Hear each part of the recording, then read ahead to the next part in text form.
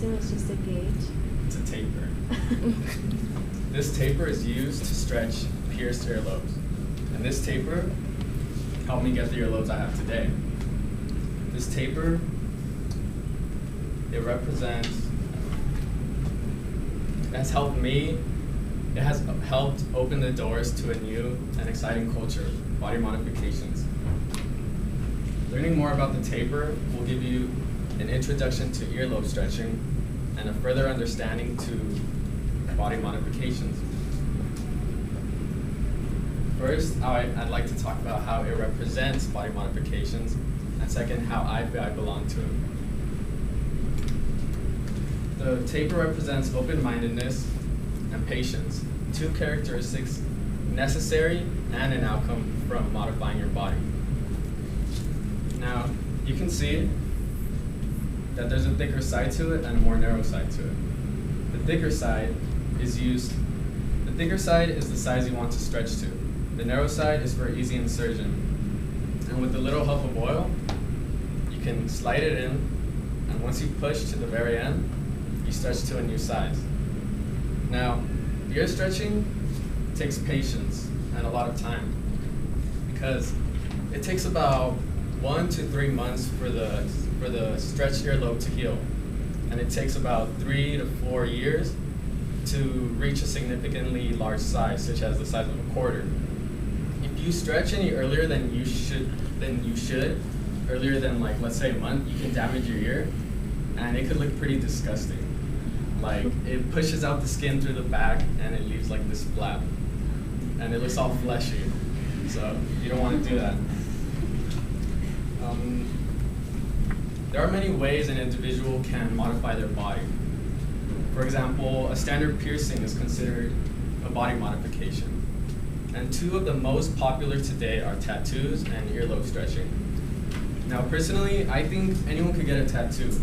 You could come from diverse backgrounds, cultures with different values and different personalities. But earlobe stretching takes a little more uniqueness and more open-mindedness. And most people that I've seen that stretch their earlobes, it kind of works as a gateway modification.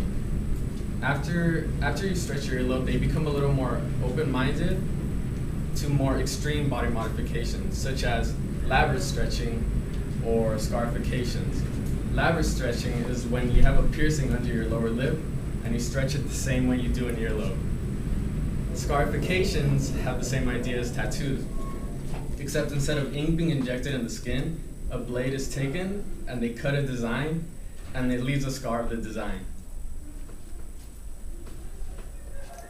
I've met many body modifiers through tattoo shops, piercing shops, school, shows, and even blogs.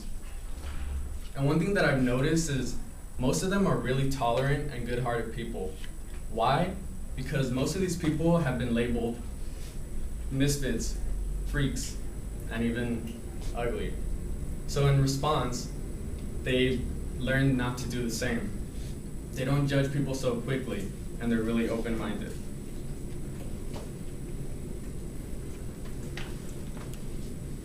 And most of them started with ear stretching. Now that I explained how the taper represents body modifications, I'd like to explain why I feel I belong to it. When I was around 7 years old, I was in the grocery store with my mom. And from a distance, I saw a man with really large stretched earlobes.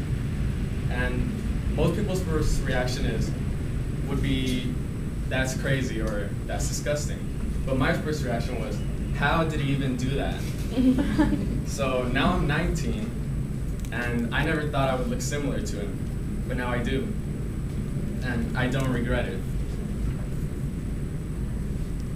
It's not easy to explain why I feel I belong to it or why it appeals to me. It's kind of if someone asked you, why do you cut your hair the way you do? Why do you dress the way you do? It's not easy to explain. You just know that you like it, it makes you feel good, and it makes you feel like you.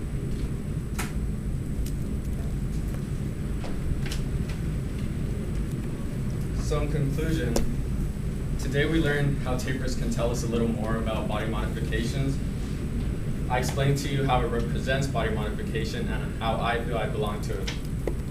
So now, whenever you see someone on the street with crazy extreme body modifications, just because they might look extreme or different doesn't mean they really are.